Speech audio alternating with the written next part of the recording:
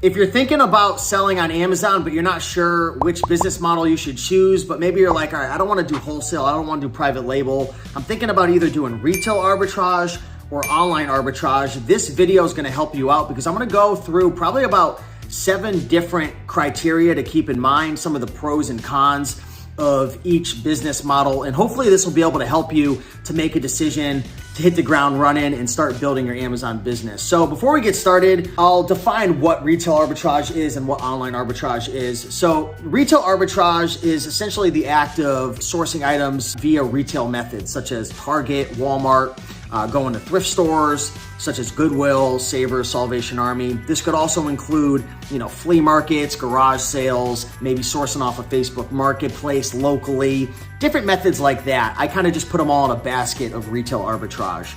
When it comes to online arbitrage, it's almost the same thing. I mean, it's at the end of the day, you're selling items on Amazon FBA. There's no difference with that. It's just the sourcing method. Online arbitrage, you're sourcing off of online websites. So, that could be like Walmart, that could be Target, that could be Nike, that could be Lego.com. That could even be like what I do, sourcing off of eBay or Facebook Marketplace online where they ship to you, or Mercari or Etsy or Poshmark. There's a lot of different ways to source online, but essentially you're sourcing online. You're not having to physically go out and find the item. It either shows up to your door or you're using a prep center and then they're prepping it and shipping it to Amazon FBA. So with that being said and out of the way, smash that like button and let's get into this video.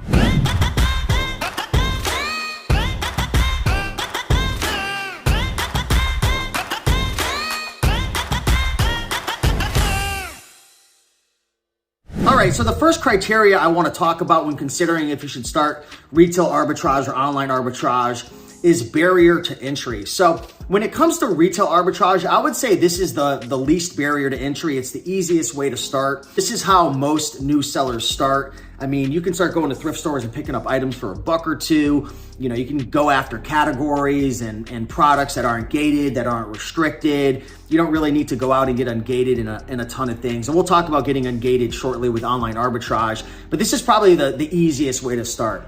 Online arbitrage is a little bit more of a barrier to entry because if you are going to go after a lot of items like Nike or Lego or Adidas, some of these more popular OA methods or even DVDs like I do, you're going to have to get ungated. Okay, so essentially what you do is you go to a website, maybe like Lego.com, you buy 10 of a product, and then you send the invoice to Amazon and you'll get ungated. You can do this for all different types of categories. If you want to learn how to do this for DVDs, 100% free, head over to Instagram and send me a DM at Raiken Profit and put in the title DVDs, and I'll send you over my supplier, step-by-step exactly how to do it, 100% free. So it does require a little bit more, experience, I would say, so it's not as easy. And there are more skill sets that you have to have in terms of managing cash flow. It costs typically more money, which we'll talk about. So I would say OA, online arbitrage, is a little bit more difficult.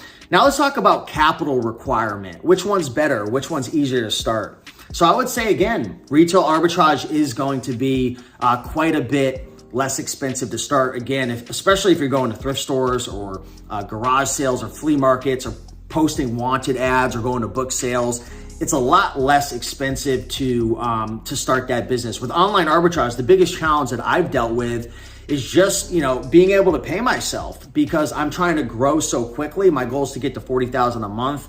At the beginning of the year, I was at $4,000 a month. And now we're in September and I'm at $31,000 a month. But I'm not even paying myself because all the profits I'm putting back into the business to buy more. And eventually when I get to $40,000 a month, I'll pull back my purchases. I'll free up some cash flow and then be able to pay myself a salary. So depending on how quickly you want to grow and what your goals are, I would say capital is a bit more intensive and the ability to pay yourself will take a bit longer with online arbitrage versus RA, because with RA, your cost of goods will typically be much lower unless you're going to like Walmarts and Targets and doing that method of RA, that your profit margins will typically be higher as well and you'll be able to pay yourself quicker. So that's definitely something to keep in mind. Competition, everybody wants to know, should I start RA or should I start OA? Which one's more competitive? And to be honest, they're both very high. On Amazon, I don't know if there's any business model that's not high competition. So if you're worried about competition, then I probably wouldn't sell on Amazon. But with that being said, the key to selling on Amazon is creativity. It's thinking outside the box and it's doing things differently. You don't want to become a sheep. You don't want to do what everybody else is doing, because if you're only going to thrift stores and that's the only way that you're going to source and you're a bookseller, you're going to be hustling, you're going to be fighting for your life. But if you're a hustler, if you don't mind going out sourcing for 30, 40, 50 hours a week and you're going to thrift stores and garage sales, there's definitely plenty of opportunity, but the competition's very high with RA. When it comes to online arbitrage, it is also very high, but one of the great things about OA is there's a lot of different ways that you could source, and you could bundle coupons, you could find certain deals. Again, I do a lot of sourcing manually. I use a couple different apps such as SellerAmp to do reverse sourcing, storefront stalking, and there's just a lot of ways that you can use your creativity to beat out the competition. You could find my Amazon store and see all the products that I'm selling, but you're not gonna be able to find them at the deals I'm finding it unless you put the systems in that I'm doing it. The same with a lot of my friends and buddies, right? I'm sure you'll be able to find some of the deals, but the magic recipe, the secret sauce is in the sourcing strategy. And with online arbitrage, it is a bit more competitive, but there are some skill sets you can build to be able to separate yourself from the crowd. Let's talk about income potential. So you're trying to figure out, should I start retail arbitrage or online arbitrage? Ask yourself, how much money do you want to make? Now, this is just going to be a general estimate, average, based on my 8 years of selling and mentoring people, building relationships with hundreds of resellers. I would say when it comes to retail arbitrage, after about 12 to 24 months, if you really take this business serious and you develop your skills, you take coaching, you learn from others, you really figure out how to build this business, I wouldn't say that making 5 to 10K a month profit is unreasonable. Now, again, being able to build that amount of profit is going to take scale and obviously money to get started. And it's going to take time. You're probably going to have to postpone paying yourself for a while. But I've seen plenty of sellers within 12 to 24 months build their business to 5 to 10K a month profit. Now, you could build your business to 5 to 10K a month in sales in 3 to 6 months, but we're talking profit because sales isn't going to pay your bills.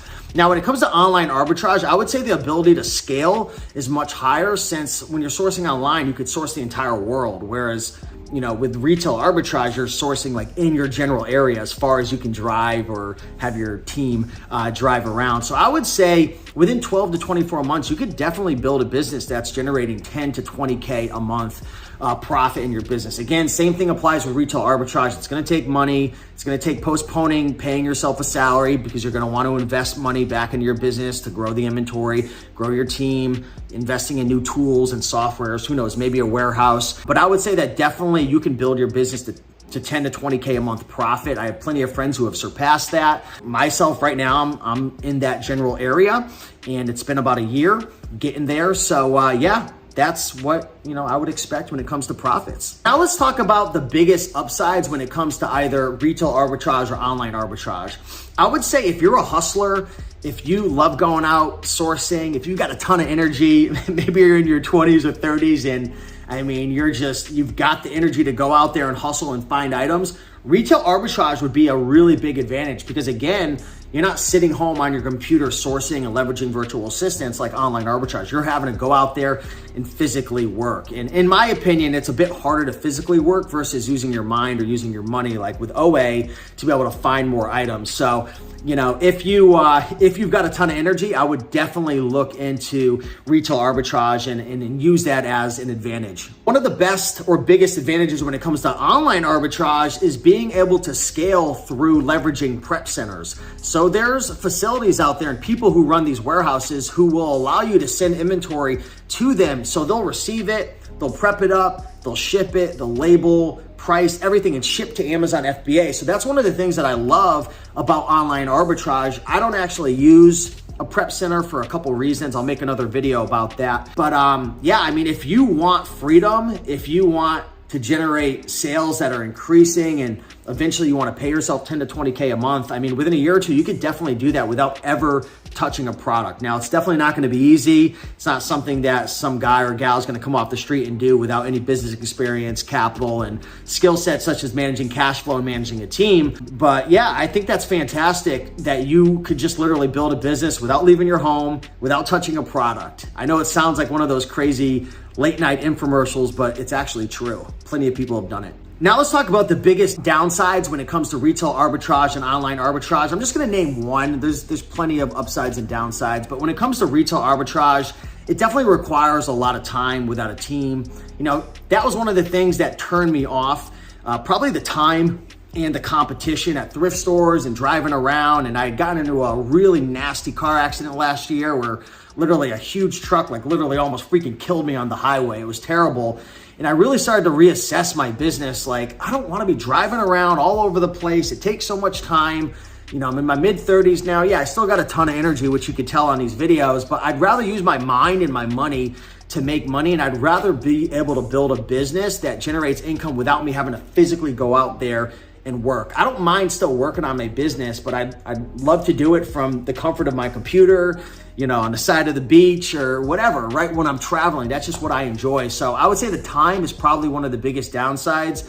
And when it comes to online arbitrage, there's ways to prevent what I'm gonna share with you, but one of the biggest downsides that turns me off to traditional OA from like Targets and Walmarts and, you know, even like Nike and whatnot is price tanking. Now, there's plenty of ways that you can use data with Keepa and SellerAmp, and there's more advanced strategies to find products that others can't through using cashback portals and cashback credit cards and by finding deals and sales and whatnot. But price tanking is a real thing. And a lot of OA sellers will buy 30, 40, 50, 100 of an item. And if Amazon comes in stock or somebody brings in a bunch of inventory, you could be sitting on a lot of stock for a long time. So you really got to know what you're doing. You really got to understand how to read Keepa charts. All this stuff is preventable, but these are just some of the downsides that I would definitely have to say about the traditional OA method versus RA. Even though there still is the risk of price taking with RA, but a lot of times if you're going to thrift stores and stuff, you're only buying one or two of an item instead of 30 or 40 or 50 deep. So final words, I would say if you're new to selling on Amazon, you don't have much experience, you don't understand Keepa, SellerAmp, you've never sold an item, you've never listed and shipped an item, my final words of advice would be to start with retail arbitrage, mostly from thrift stores. Start selling books. I have a free 5-day workshop. You can check it out down below, 100% free, no upsells. It's 5 hours. It'll walk you through the whole process,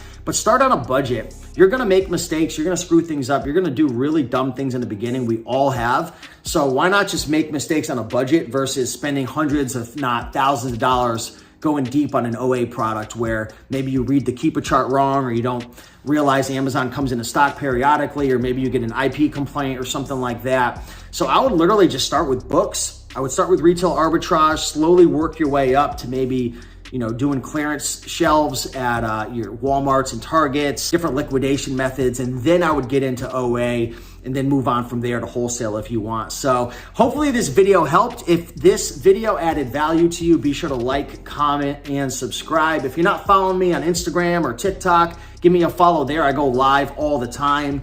And if you have any comments or questions, drop a comment. With that being said, much love. Thanks for watching. Bye.